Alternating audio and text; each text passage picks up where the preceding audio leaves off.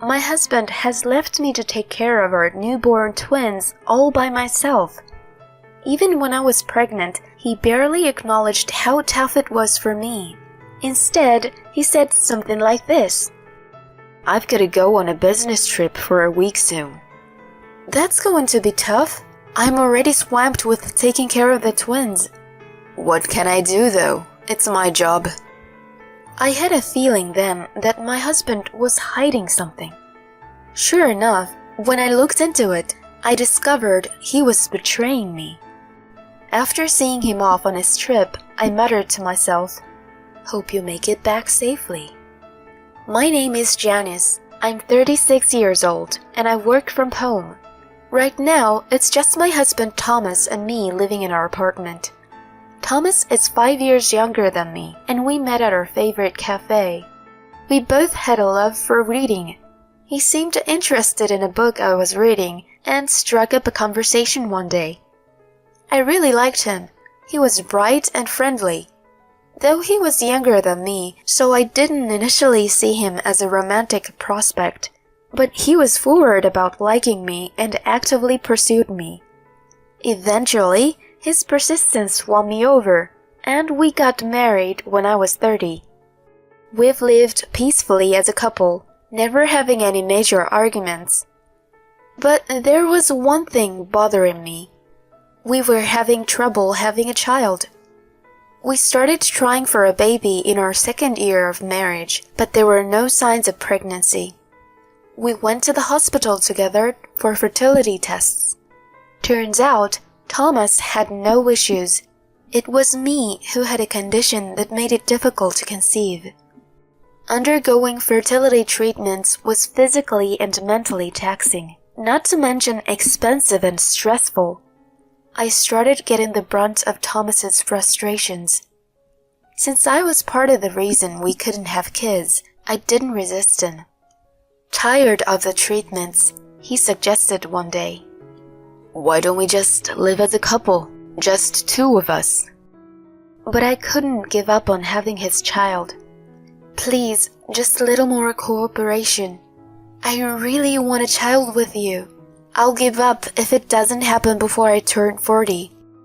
He reluctantly agreed to my desperate plea. So we continued the treatments, and I finally got pregnant, and it was twin girls, twice the joy. My parents, my friends, and in-laws were all thrilled about the pregnancy. I was over the moon. I was determined to raise these kids right. I hoped this would also improve my shaky relationship with my husband. I was daydreaming about spending time with him and our children. Childcare was new to me, but I thought I'd be fine since I had done some prep work. But taking care of twins was harder than I expected. I can only admit I underestimated it. Everyone says the real work starts after the baby is born, and they were right. Caring for twins is obviously twice the work. Feeding, diaper changes, baths, putting them to sleep, all needed for two. Feeding a single baby requires about 8 to 10 sessions, but with twins, it's 16 to 20. And they don't always want to feed at the same time. When I'm feeding one and the other starts crying and I attend to her, the first one gets upset. It's a constant cycle. Diaper changes aren't synced either. Sometimes one would soil their diaper in the middle of changing the others. This means more time spent getting fresh clothes and diapers ready. And then there's the spit up, sweat, frequent diaper leaks. I had to change their clothes often. Just as I'd finished changing them, they'd have an accident, and even my clothes get dirty. Changing and washing their clothes took so much time. The cost of raising twins is also double. Diapers, milks, clothes. It's a bit overwhelming. They also cried a lot at night, so I hardly get any sleep. I would hold them because they cry for a long time, but even then, they wouldn't sleep. Even if I managed to calm one down, the other would start crying, waking the first one up again. I was exhausted every day, barely getting any sleep. I had to take a break from my work-from-home job to focus on childcare. My mom works, so she couldn't help, and my mother-in-law lives too far away. They say you should rest after giving birth, but that wasn't an option for me. I had no choice but to struggle through it alone. As for Thomas, he was no help at all. To be exact, he was uncooperative with childcare from the start. When he saw our newborns, he just laughed and said, "They look like monkeys. Not cute at all." And to me, exhausted from childbirth, he joked, "They look ugly. Are you sure they're mine?" He dumped all the housework and childcare on me, using work as an excuse. It was fine when we didn't have kids, but now with newborn twins, it was too much. Even when I asked for help, he'd say, "I don't know how to do it, so I can't." I didn't know how to do it either. It was my first time. He seemed indifferent to our twins' care. I tried to talk to him about it, but it was always in vain. "Thomas, I know you're busy with work, but I'm still recovering from childbirth, and childcare is toughest now. You're a father, too. Can't you be a little more responsible? Could you maybe come home early and help out, even if it's just for a while?" Then he got really defensive. "What? Acting like you're the queen. You get to relax at home because I work hard outside. Don't you get that? And now you want me tired from work to do childcare and housework? You've got to be joking." "I'd like to work too, but I can't right now. And it's not like I'm relaxing at home. I'm sleep deprived every day. Is it too much to ask for a little help with housework and childcare?" No matter how much I asked, he just wouldn't agree, and our conversations got us nowhere. Finally, he threw a tantrum and ended the conversation forcibly. "Enough already. I can't even relax when I come home. I've been dragged around by your infertility and whims for too long, and just when I thought I was free from fertility treatments, this happens. I should have never had kids in the first place." With that, he stormed off into another room. Hearing his words, I just hung my head. Maybe my desire for children was indeed selfish. Thomas, unlike me, didn't desperately want children, and in hindsight was reluctant about fertility treatments. I remember him growing colder around the time my morning sickness got worse. If I neglected household chores or were bedridden due to illness, he would yell at me like a madman.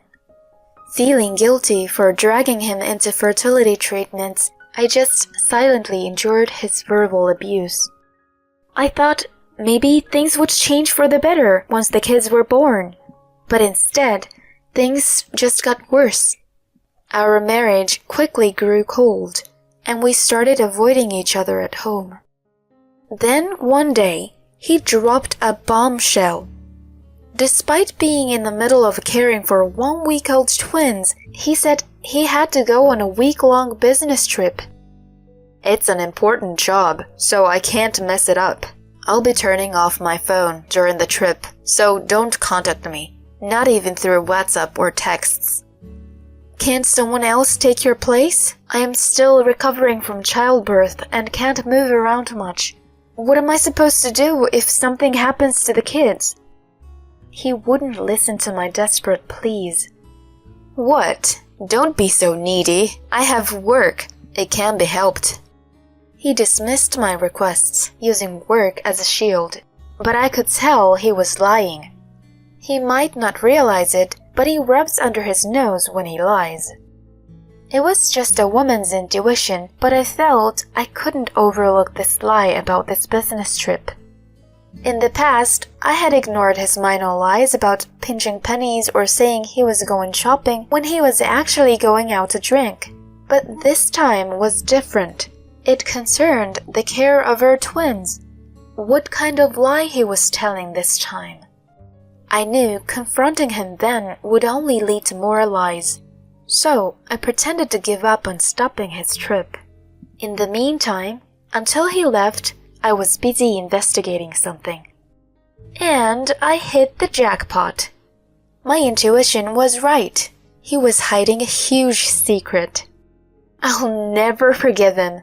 I'll make sure he gets what he deserves.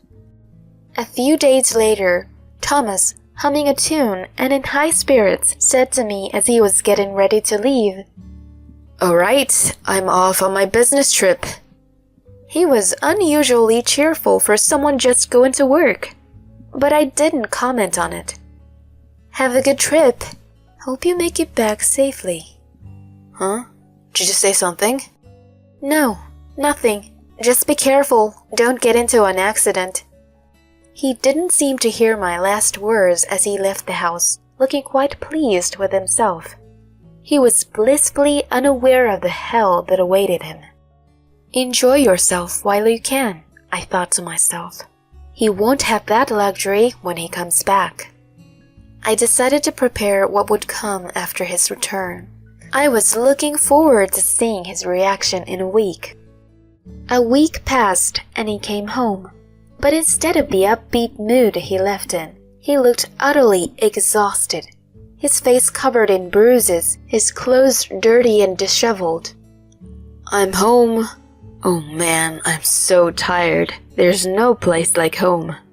"Oh my, what happened to your face? Look at those bruises." "Oh, I just fell, that's all."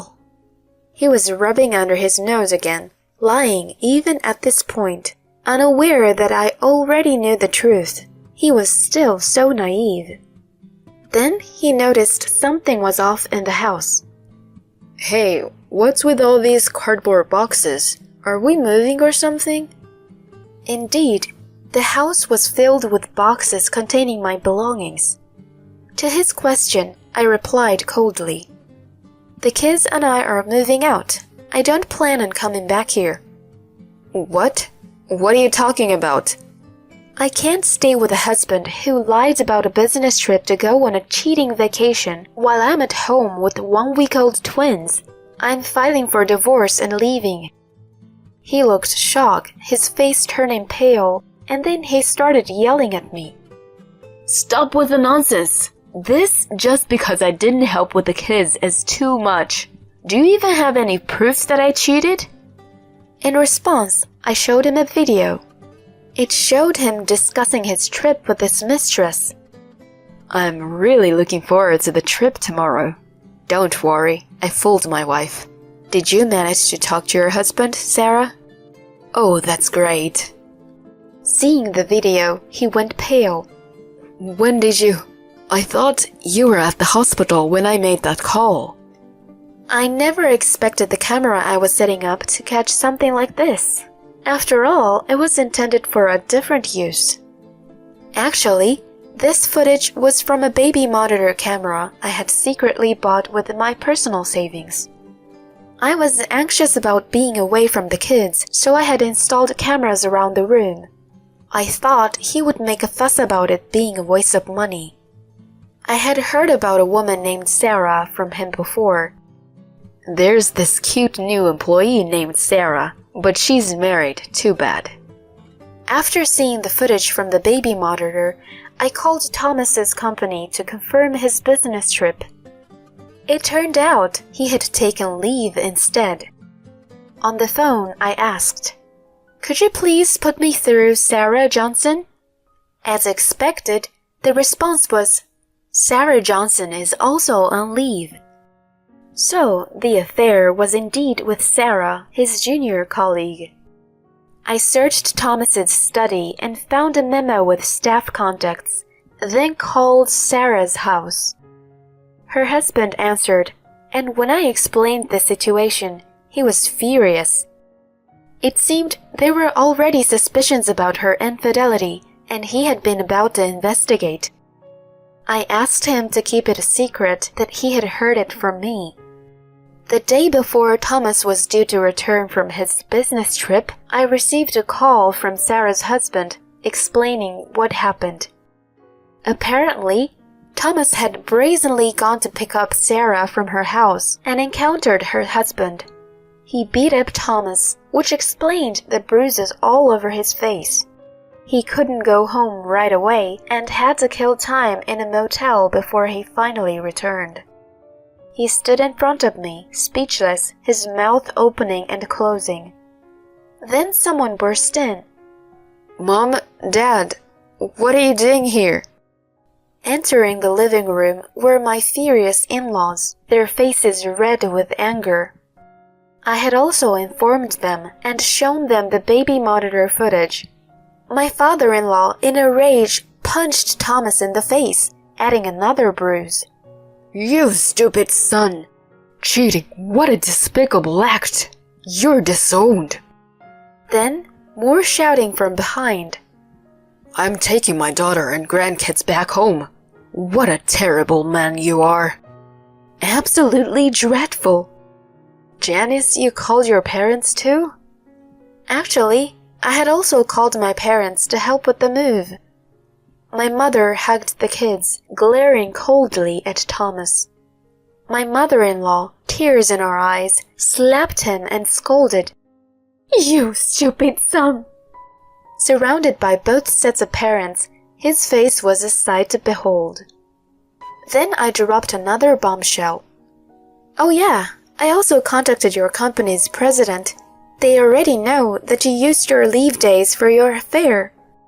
Hearing this, he yelled at me. Are you kidding me? What have you done? My father, raising his fist, yelled back at him. How dare you act like this after cheating? You have a problem with my daughter? I'm sorry. Cornered, he began to plead with me. Please, Janice, the affair was a moment of madness. Don't divorce me. I'll leave Sarah and help out with housework and childcare from now on. His desperate pleas didn't move me at all.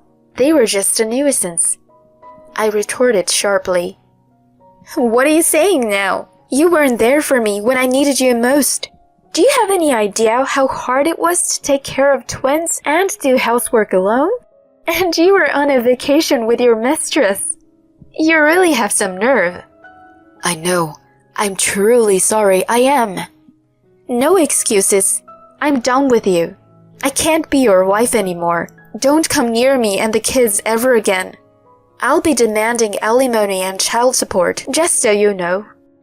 I left the apartment with everyone, leaving him behind. Later, Thomas and I divorced. I demanded alimony for his affair with Sarah and, of course, child support from him. He received a stern warning from his company, but resigned because he couldn't stand the disdainful looks from his colleagues. He ended up with a debt of $100,000 from the alimony and child support payments to me and Sarah's husband. Now he's working himself to exhaustion in manual labor day and night. Sarah was also divorced by her husband, left her job, and returned to her parents' home in the countryside. She's working in a factory, monitored due to the alimony demands from her husband and me. As for me, I moved back to my parents' home and I'm taking care of the twins with my mother's help. Just watching the twins grow up healthy makes me happy. They are loved by the entire family and seem very happy. I'm determined to work hard for the sake of these children's future.